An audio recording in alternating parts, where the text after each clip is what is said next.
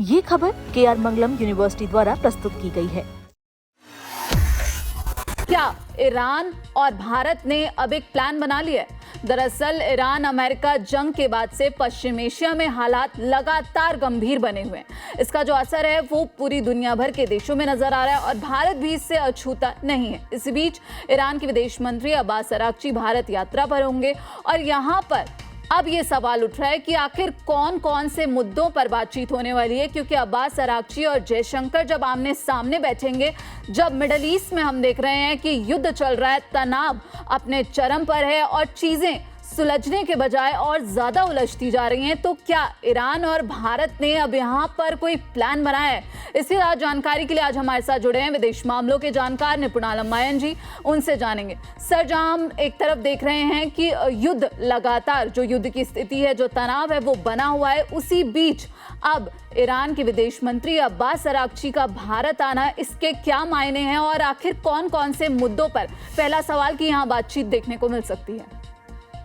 देखिए, एक तो बात क्या है कि जैसे आपने कहा, वेस्ट एशिया में जिस प्रकार का क्राइसिस है, संकट है, उस समय ईरान के विदेश मंत्री अराक्ची का भारत आना बहुत सारे मायने रखता है। क्यों मायने करता है? हालांकि आप जानते हैं कि ईरान और अमेरिका वॉर में भारत एक न्यूट्रल की तरह या तटस्थ की तरह भूमिका निभा रहा है, लेकिन भारत एक प्रभावशाली भूमिका में है, ये बात तय है। इसीलिए आपको दिख रहा है कि ईरान के विदेश मंत्री अमेरिका के प्रेसिडेंट का चीन जाने से पहले भारत की यात्रा पर आ रहे हैं। ये भारत के प्रभाव को दिखाता है, पहली बात। दूसरी बात हम कहें कि डेफिनेटली एनर्जी सिक्योरिटी भारत के लिए बड़ी समस्या है और आप जान रहे हैं जिस प्रकार से प्रधानमंत्री जी ने घोषणा की है या बोला है, तो उस समय इस तरह का टॉक्स होना मायने करता है। मुझे लगता है हमारे विदेश मंत्री जी के साथ में जो बातचीत होगी वह एनर्जी सिक्योरिटी को लेकर भी बात होगी। और मैं इसको देख रहा हूँ कि एक बैक चैनल डिप्लोमेसी की तरह देख रहा हूँ, यानी कि डायरेक्ट जो बातें चल रही हो ठीक है, लेकिन भारत बगैर वेस्ट ब्लॉक के प्रभाव में आए ईरान के साथ ये मैसेज दे रहा है कि हम अपने बायलैटरल रिलेशंस को लेके चलेंगे। हम वेस्ट ब्लॉक के द्वारा, यानी कि नाटो कंट्री या अमेरिका के द्वारा जो लाइन खींची गई है, हम उसको फॉलो नहीं करेंगे। और मुझे लगता है कि यहाँ पर कहीं ना कहीं चाबार पोर्ट कर लेकर भी बातचीत होगी, क्योंकि ये भी एक संकेत दिया गया है भारत के साथ, भारत के द्वारा, कि हो सकता है कि चाबार पोर्ट को दोबारा से हम क्या करें, वहां पर जो हमारे प्रोजेक्ट चल रहे थे, योजनाएं चल रही थी, उनको दोबारा से चालू करें। और एक बड़ी बात और जी सर, कि जो अफगानिस्तान के साथ कनेक्टिविटी है उसको भी कहीं ना कहीं हम प्रारंभ करना चाहेंगे, ताकि अफगानिस्तान की जो कनेक्टिविटी पाकिस्तान से तो खैर है ही नहीं, वो बनाते ही नहीं है, तो ईरान से अफगानिस्तान की कनेक्टिविटी बनी रहे, तो इससे भारत और अफगानिस्तान के संबंधों पर भी प्रभाव होगा।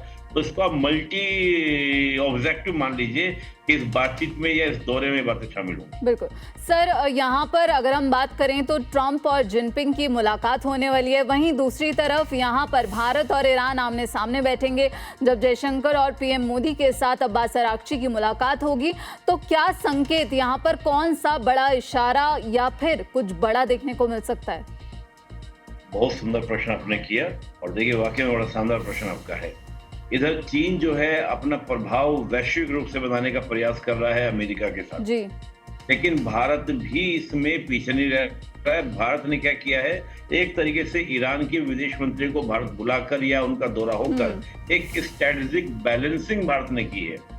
दूसरा क्या है कि ब्रिक्स का, भाई हम जानते हैं ईरान जो है ब्रिक्स का मेंबर भी है, तो ब्रिक्स के अंदर एक लीडरशिप को यहाँ पे शो कर रहा है भारत कि हम ब्रिक्स में एक लीडरशिप रखते हैं। और साथ ही हम देखें, चाहे वो इंडो पैसिफिक स्ट्रेटजी हो या वेस्ट एशिया के साथ हो, हम दोनों जगह, यानी कि उधर अमेरिका से भी टॉक्स हमारे हैं और इधर ईरान से भी हमारे वेस्ट एशिया में, चाहे यूएई हो। अब देखिए, ईरान के विदेश मंत्री का भारत आना, फिर पीएम मोदी का परसों 15 तारीख को यूएई जाना, यानी कि जहां हम अमेरिका इजराइल से रिलेशन लेके चल रहे हैं, तो वहीं हम ईरान और यूएई जैसे देशों संबंध लेके चल रहे हैं। तो ये दिखाता है कि भारत एक स्ट्रेटेजिक बैलेंसिंग बना रहा है। अगर चीन अपनी स्ट्रेटजी बना रहा है तो हम अपनी स्ट्रेटजी बना रहे हैं। बिल्कुल। और सर, यहाँ पर ईरान हमने देखा कई दफा भारत की तारीफ करते हुए भी नजर आया है।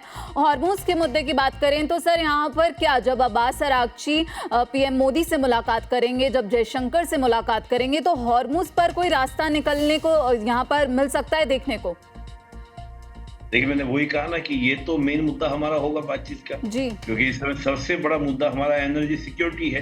तो कहीं ना कहीं ईरान के साथ देखिए, एक हमने मैसेजिंग दी किसको, ईरान को, क्या कि हम वेस्ट ब्लॉक की लाइन को फॉलो नहीं करेंगे, जी। आपके हमारे इंडिपेंडेंट रिलेशन हम उसको लेके चलेंगे। जी। हम चीन जो स्ट्रेटजी प्लान कर रहा है, हम उस स्ट्रेटजी को भी फोकस कर रहे हैं। ईरान को हम बायलैटरल रिलेशंस को लेकर आ रहे हैं।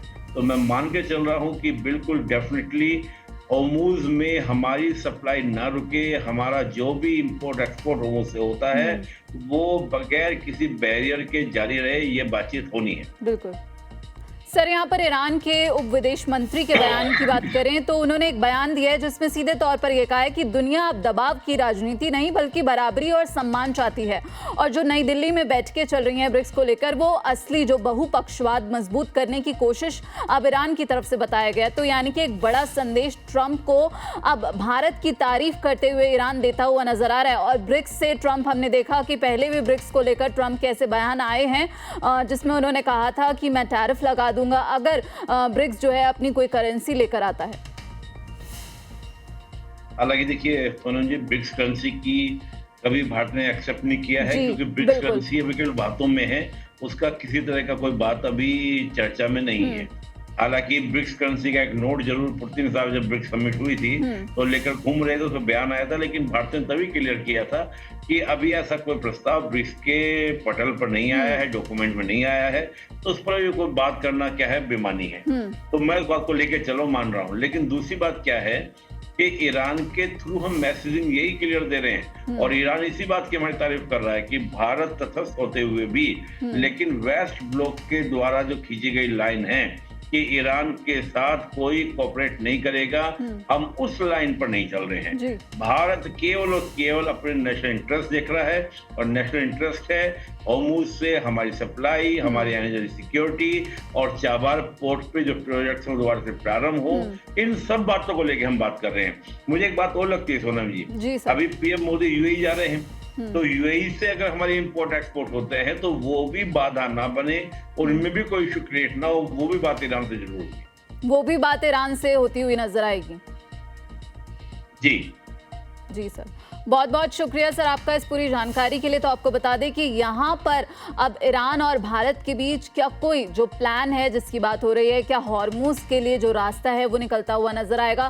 खैर, ये तो आने वाला वक्त ही बताएगा कि जब अब्बास अरागची, पीएम मोदी और एस जयशंकर आमने सामने बैठेंगे तो क्या तस्वीरें निकलकर सामने आती हैं और क्या बॉडी लैंग्वेज रहने वाली है। और आखिर जो कहा जा रहा है कि पश्चिम एशिया में जो तनाव अपने चरम पर है, अब वो कहाँ जाकर रुकेगा। और इसके बाद यहाँ पर राष्ट्रपति डोनाल्ड ट्रंप जब चीन पहुंचे हैं तो वहां से क्या कुछ संदेश देते हुए नजर आएंगे, ये भी एक अहम सवाल है, क्योंकि यहाँ पर अब लगातार जो हॉर्मुज में तनाव है वो बना हुआ है, जिसके बाद सब के मन में एक सवाल उठ रहा है कि आखिर ये युद्ध कब समाप्त होगा, क्योंकि इससे पूरे जो एनर्जी क्राइसिस है वो अब देखने को मिल रहा है। फिलहाल इस पूरे मामले पर आप क्या कुछ सोचते हैं, आपकी क्या राय है, हमें कमेंट बॉक्स में जरूर बताइएगा।